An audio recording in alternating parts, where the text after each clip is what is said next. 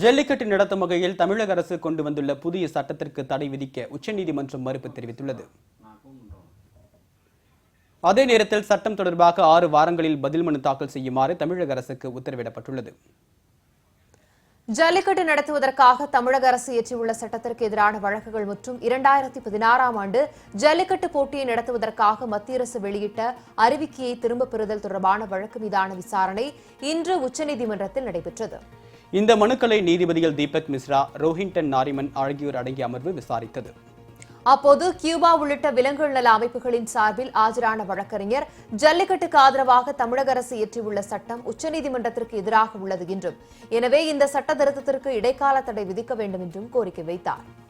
தமிழக அரசின் திருத்தப்பட்ட சட்டத்தின் மீது இடைக்கால தடை விதிக்க முடியாது என்ற நீதிபதிகள் ஜல்லிக்கட்டை தொடர்ந்து எதிர்ப்பது ஏன் என்றும் கேள்வி எழுப்பினர். அத்துடன் இந்த வழக்கு தொடர்பான திருத்தப்பட்ட புதிய ரிட் மனுவை 2 வாரங்களுக்குள் தாக்கல் செய்ய வேண்டும் என்றும் விலங்குகள் நல அமைப்புக்கு உத்தரவிட்டனர். விலங்குகள் நல அமைப்புகள் தொடர்ந்த வழக்கில் தொடர்பாக பதில் மனுவை தமிழக அரசு 6 வாரத்திற்குள் தாக்கல் செய்ய வேண்டும் என்றும் நீதிபதிகள் உத்தரவிட்டனர்.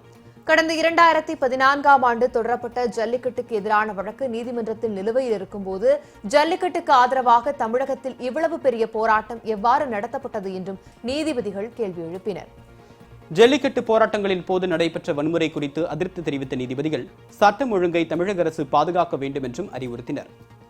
இதை தமிழக அரசுக்கு வழக்கறிஞர்கள் தெரியப்படுத்த வேண்டும் என்றும் தெரிவித்தனர். அப்போது குறுக்கிட்டு பேசிய எதிர்த்தரப்பு மனுதாரர்களில் ஒருவரான சுப்பிரமணியன் சுவாமி, ஜல்லிக்கட்டு போட்டியின் போது புதுக்கோட்டையில் 2 பேர் உயிரிழந்ததாகவும் இது தொடர்பாக விளக்கம் அளிக்க தமிழக அரசுக்கு உத்தரவிட வேண்டும் என்றும் கேட்டுக் கொண்டார்.